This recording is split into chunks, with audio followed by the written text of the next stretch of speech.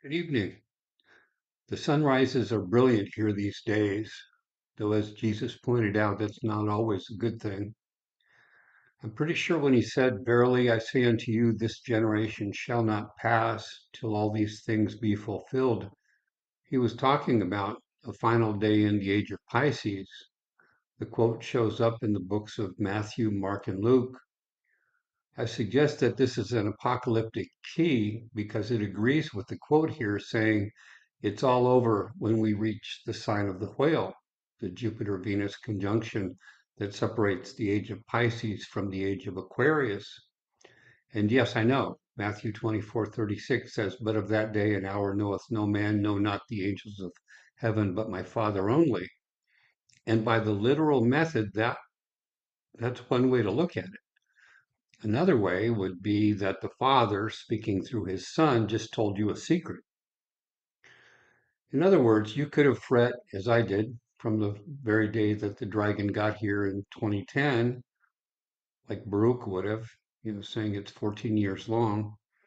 You could worry like a follower of Daniel, thinking it only takes 7 years, in which case your butt and your jaw got pretty clenched in September 2017. But in the end, Jesus appears to have thought it all boils down to one tempestuous, fiery bad day.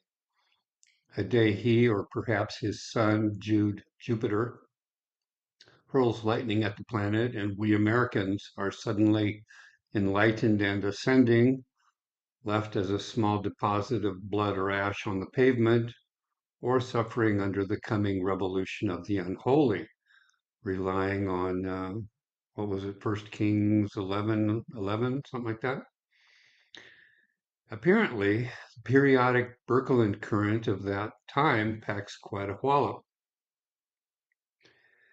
Baal is not the bull this time. Aquarius is, but you will see the light over Capricorn, I think. The sword of Apollo shows up at the three house event between the pillars of creation, between the 18th degree of Aquarius on the day of unmasking and the first point of Aries at the tail of Cetus the whale. The first is at Phi Capricorni, sign of our first of three Saturn moons of the apocalypse, about the same time as the sky lights up between the stars of creation. Notice the words plus ultra on the Spanish seal. It was an idea of the humanist Luigi Marliano. Perhaps back then it was intended that Europeans of the Holy Roman Empire, that is, the 10 northern tribes of Israel, would look at the pillars of Hercules as a gateway to opportunity.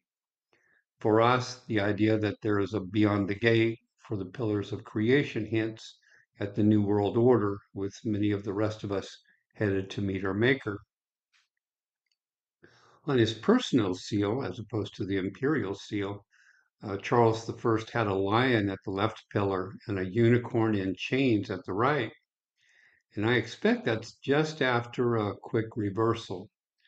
The hint on the coin is that it has the tail of Cetus, looking like an ancient Vav, which Jesus called the sign of Jonas. And now Pegasus, who normally flew upside down into the east, is suddenly flying right side up and headed somewhere else. I believe this is about the time that a serpent or lion previously thrown down will be tossed on high from our viewpoint like a son of man or a Nehushtan of Moses. Unfortunately, I'm not at all sure how long that takes, maybe just 2 or 3 months. If you recall, we were supposed to get into trouble around the 11th year of the dragon, the 11th month, and the 11th day. And if, like the ancients, you use an Enochian calendar, well, then that's tomorrow. Is that something dramatic like a solar flare? Does it ignite the earth fire or lay earth on its face to cause a flood? Or does it really take 40 days of rain? And would a flood apply to the whole earth? Because Australia and Malaysia got hit pretty hard last year. As you can see from the strange Mesopotamian elephant, the role of our reversal elevates one and then the other of our visitor stars as Aquarius does a somersault along the axis stretching between Taurus and Scorpio.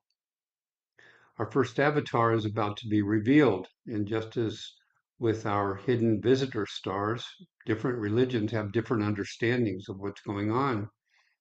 I can't repeat enough. One people's God is regarded as someone else's devil in the proceedings. How could you expect dramatic changes on one side of the globe not having an effect on the opposite side? The ancient Druids seem to have retained a good idea about the most energetic of Earth's cycles, the light of the ram. You know how the great religious centers are on ley lines of the Earth having to do with intersecting streams of magnetism? Well, the periodic conjunction of the four stars of creation, remember we include Sirius, seems to happen on the quarter precession and further seems to involve their energetic interaction. This would seem to endorse the cross as a great symbol of our universe, and possibly the menorah as well, if we see the planets gathered along the great cross of the ecliptic at the new pole of the word as our timing for the new Sirius solar arrangement. A change of equinoxes may result. I'm told winters and summers will be less drastic once things settle down. Please forgive the spray paint. I wanted you to see the day of the two eclipses on our last day of Pisces and our first day of Aquarius, April 30th. Watch for a pole shift, placing Jupiter at its visiting companion on high. I'm still not sure whether that will be Nibiru or Nemesis. I never graduated from one of the ancient mystery schools, you know. If pole shifts or reversals occur at the Nibiru-Nemesis conjunction points at the end of Pisces, that is the first point of Aries in the west, and 18 Capricorn at Phi Capricorni on the east, then the new sun bringing the new tree of life is in Aquarius, and the center point of the dance is currently on the back of Pegasus, where we currently have one of the visitors hanging out behind Jupiter, an eagle, I think. Unfortunately, the associated ekpyrosis and flood events are expected to be disastrous to North America and the British Isles. In the ensuing chaos, a recently fomenting anarchy is expected to give way to a carefully prepared totalitarianism. And it won't take long for what's left of our civilization to look like a hybrid of Nazi Germany, Stalinist Russia, and Maoist China.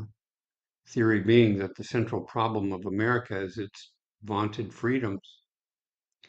We're halfway to the police state already.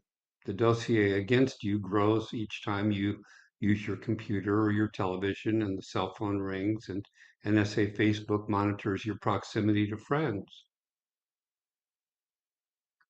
I really believe there is a hint of the double eclipse day in Psalm 85. It has truth rising from the horizon, suggesting it's currently in the east. Righteousness is already on high, having arrived years before. Um, so Thoth could be Sahu, the hidden one, and Kneph the goat with a spear could be Orion as a new incarnation of Ra, and that would make Sobek our serpent, the one being thrown down initially.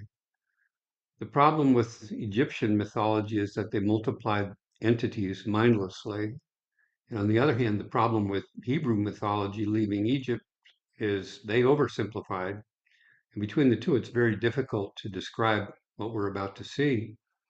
I think the complicated movement will have something to do with an east-west reversal, obscuring the sun, followed by a north-south reversal with the sun's rebirth. Here's an attempt to portray the creation in the cenotaph of Seti I at Abydos. If you study the glyphs or their translation, then step back, you can see the outlines of what's coming, not with her arms and legs along the pillars of creation, spans 6 houses of the zodiac. Aquarius at the head, Leo at her feet, and watch the houses of Capricorn and Pisces, Cancer and Virgo. The Son of God must pass through her, beginning at her mouth, that's in the Duat, the underworld, on his way from death to life. Nibiru Marduk, a red star, comes to call on his father, Saturn Enki, there at Phi Capricorn, before returning to life as avatar of his father. And if I told you you're about to see the second coming, you wouldn't believe me. So do repent before it's too late, because one day, very soon, our spirits are locked in and our fates are decided. The incarnation is similar to what the Masons attempt each time a president is inaugurated. A magic Osiris rising ceremony is conducted at the House of the Temple in downtown DC on the theory that the President of the United States should rule the Duat and the people of the West. Yes, you heard me. The king of the underworld rules this place. The writing on the wall says, then the incarnation of the god is governing the Westerners and giving directions in the Duat. So, since the Donald's penthouse suite is decorated with nothing but Apollo themes, I always expected him to have a role. See Revelation 9:11. Yes, that's the verse. The Ohuelan mask shows how the concept of the avatar works. It's either a man possessed by number one or number two does impersonations. Either way, it's the boss. Watch for shenanigans in top leadership positions. Remember Gerald Ford? We've had unelected presidents before. Did anyone here see Britannia? There was some hidden history there if you were tracking the symbolism. Three demon gods ruled history. The eagle was the dead man. Ares of the light was the Varan. The serpent was Puika, an alter ego of Divus, the poor guy trying to pave the way for the chosen one. And the story was sort of a Trinity mythology, just a little mixed up. Puika should have been Prisca, and she was traditionally known as the eagle Aquila and seen as the goddess of Aquarius Virgo rolled into one. And Christians turned that goddess into Saint Prisca and then had her married to a leather worker named Aquila, and the two of them coached Paul on his Christology. See Acts 18:26.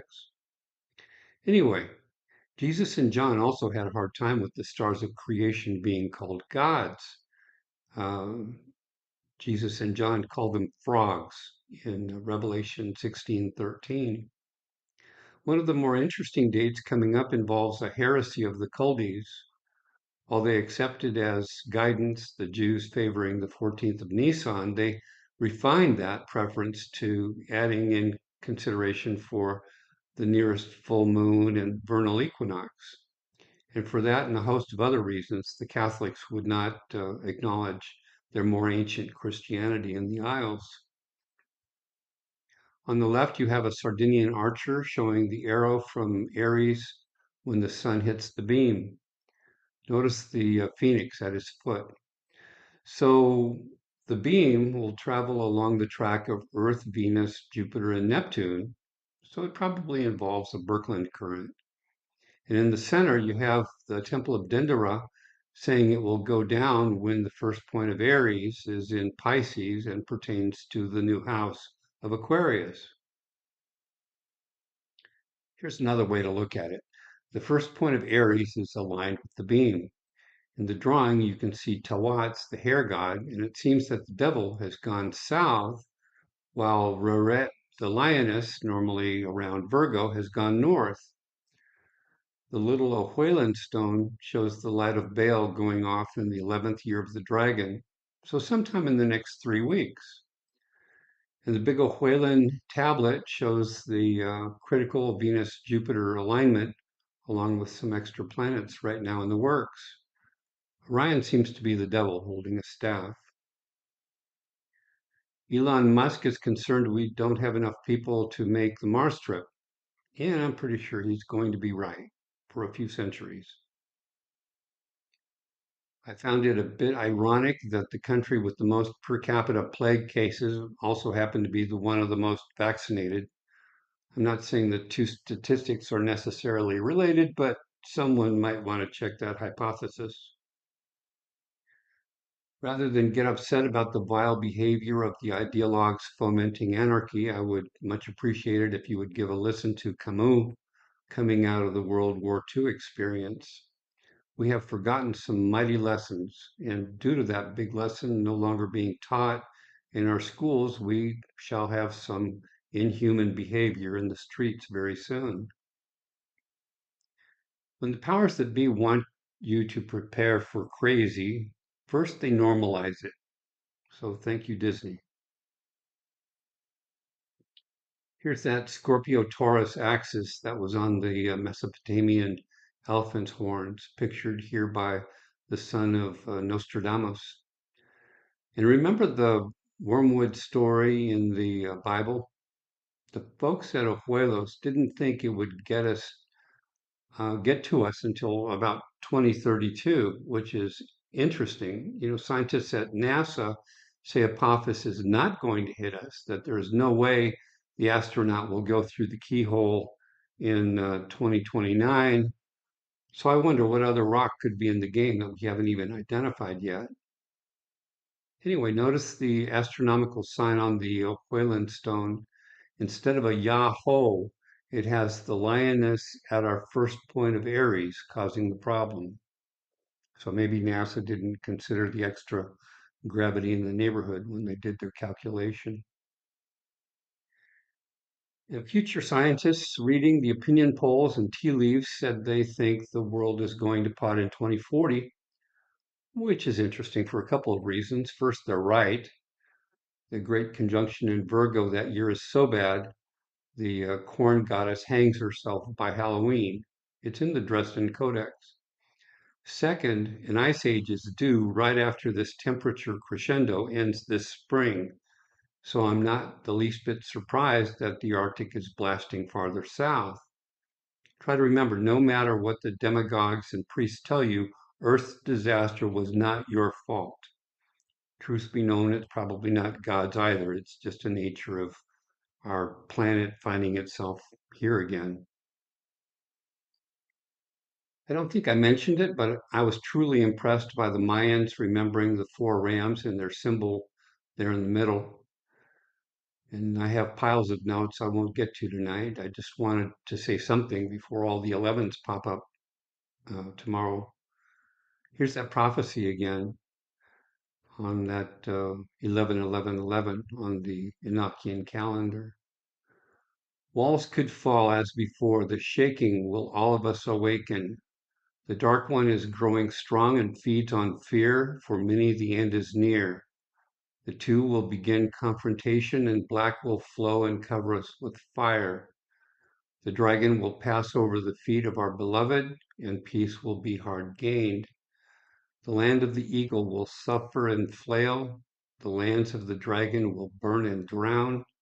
The lands of the star will crumble to dust. All these things will come to pass. Woe for the people, woe for us all. 3 times 11, and the world must fall. So at long last it begins. If you want someone to whisper peace and safety in your ear, I'm sure someone on high will be saying it soon enough. 1 Thessalonians 5:3. Shema bless you and keep you, now and forever. Take care.